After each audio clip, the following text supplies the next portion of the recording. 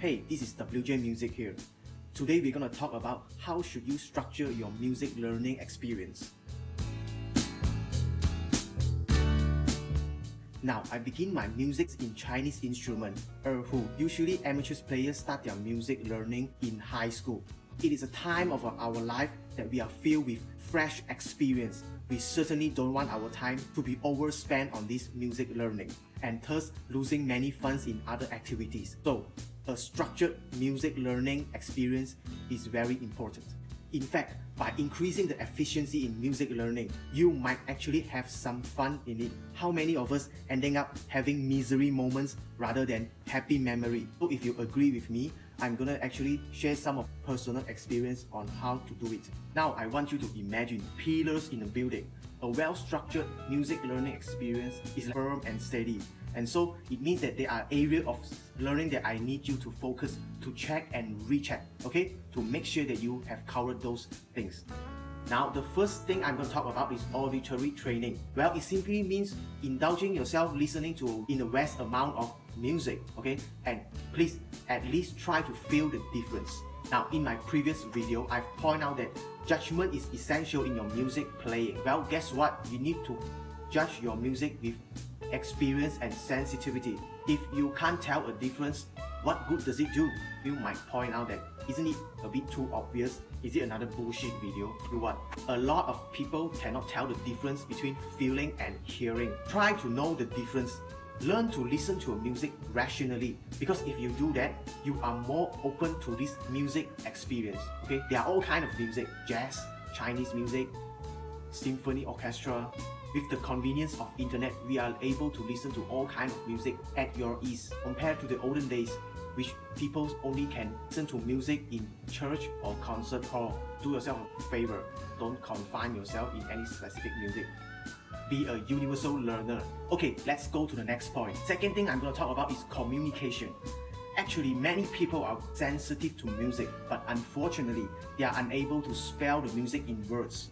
And even worse, they somehow think that music is something that cannot be spoken. It may be true at some point, but I assure you, at a basic level, when you're learning music, communication is very important. My advice is take up music theory classes, okay? Learn to ask why.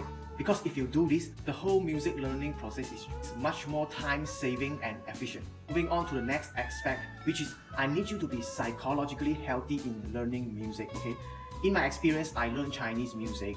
Due to an inconducive environment, we often found ourselves cornered with difficulties and questions. We know that it is very common for music players to be emotionally interrupted, as music are known for its interference in emotional state, okay? But that's not an excuse.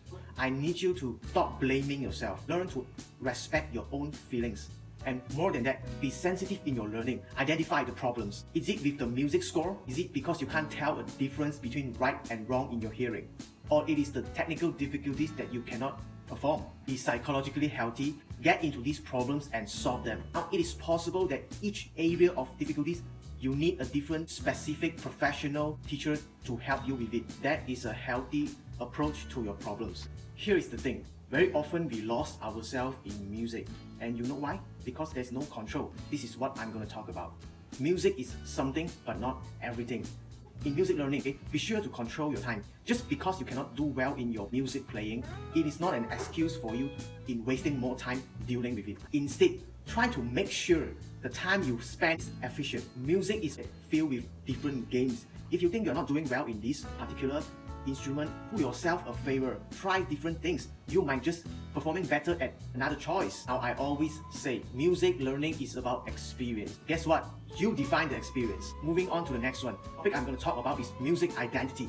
Now, we all know music is a part of culture that is accumulated over years, hundreds, maybe thousands. So generally speaking, what we are presenting here is a piece of identity. That is our end goal here. That is what we are going to do when we completed our training, okay? Presenting a music identity. My advice to you, search for your end goals, purpose in learning music. Is it classical, jazz, or maybe personal feelings that you are trying to show? Not only that, it can also be something new, and that's what we call contemporary music. So shape your identity and shape your music. Now the last area I'm going to talk about is every field there is always a line that we couldn't cross, and in music industry we as a performer are defined by our audience. So in your learning experience, try to know your target, know your audience, and put that piece of information in your end goal. By doing this, it will help you to build complete music learning experience, and one that is structured.